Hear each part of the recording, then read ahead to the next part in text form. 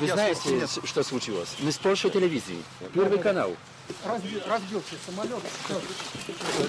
Не идем дальше. Что вы знаете? Знаем, что разбился самолет. Больше ничего пока не знаем.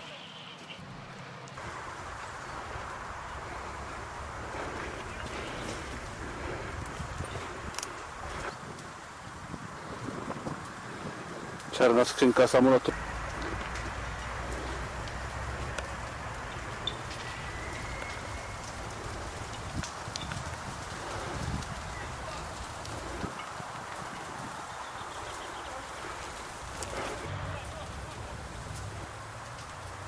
To polski samolot przecież.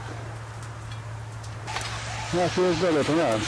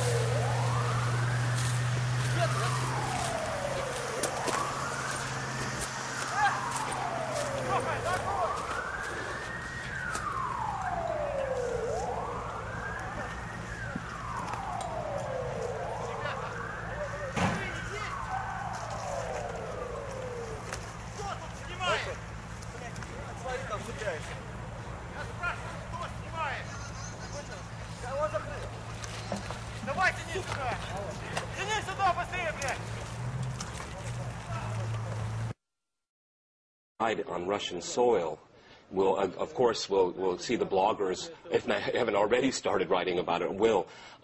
He was very, he used history as a political platform for himself. And so I don't think Polish relations advanced a lot under his presidency there. But, you know, with the Prime Minister Tusk, I would say very differently. We saw Prime Minister Putin and Tusk really talk frankly, openly. And I've always said that, you know, tragedy can bring about reconciliation. And I think that's what the Prime Ministers were doing. I don't think Mr. Kaczynski was there yet, unfortunately. But he has his opinion. And he had his opinion, and everyone he should respect that opinion. But it was becoming more and more of a minority opinion in Poland. What sort of legacy will he be leaving there in his country? A man that stood up for his country, brought it into the European Union, which he felt very strongly about, part of the reintegration of Europe. And I think that the next step is actually the reconciliation, total reconciliation between Poland and Russia. You know, I lived in Poland for 12 years. Poland is very, very close to my heart. I still speak Polish better than I speak Russian. So, you know, when I look at Kaczynski, I see a man of great potential, great ability, great intellect, a man that was amazingly stubborn at times as well. But all of Poland will mourn his passage because he made such a big difference in the last 20 years of their history. Well, Peter, since you know Poland so well and this country has a soft spot in your heart, as you said, let's not take a look at the political landscape of the country. What will be happening? What sort of void is his death leaving there? Well, I don't, you know, they have very good constitutional rule there. I mean, as far as I remember, Mr. Tusk will become acting president under the Constitution. I don't think we'll have any major changes.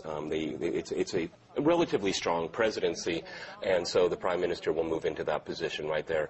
And to be honest with you, I don't know if they're going to have to hold an extra election or just wait for this term to Well, Peter, let's just update our viewers, maybe just joining us on what we were talking about and what we are discussing here in RT this hour.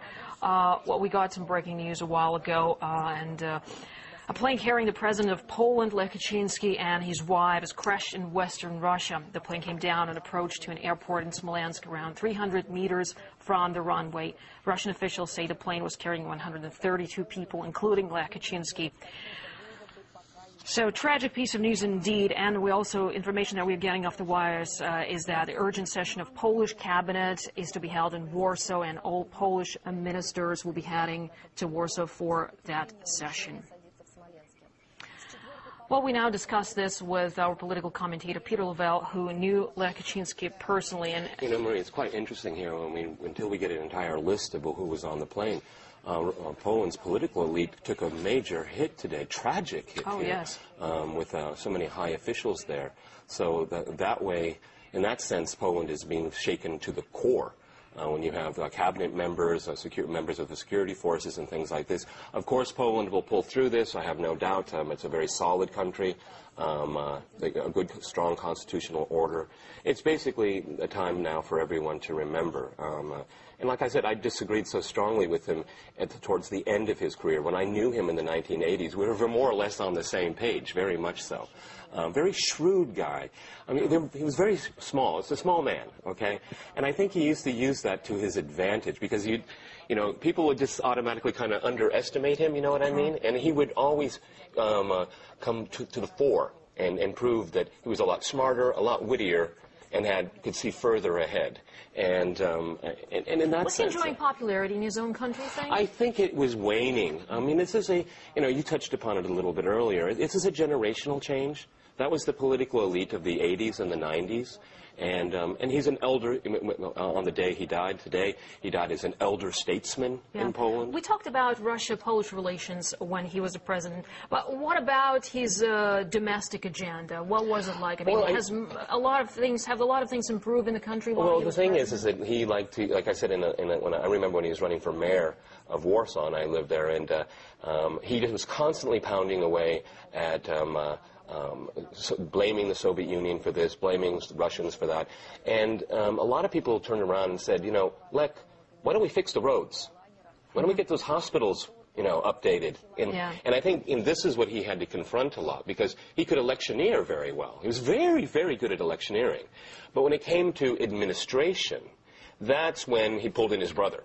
And the twin. I was just going to ask you, what was the relationship with his brother? Because both of them were in politics. It's interesting because Lech was the brains and Yaroslav was the doer. Lech would come up with the vision and Yaroslav would put it into effect. So they were very good.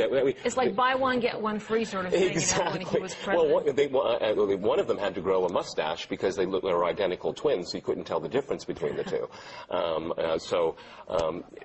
Amazing impact, and you can never separate Lech and Yaroslav in that sense because they really were the dynamic duo of Polish politics.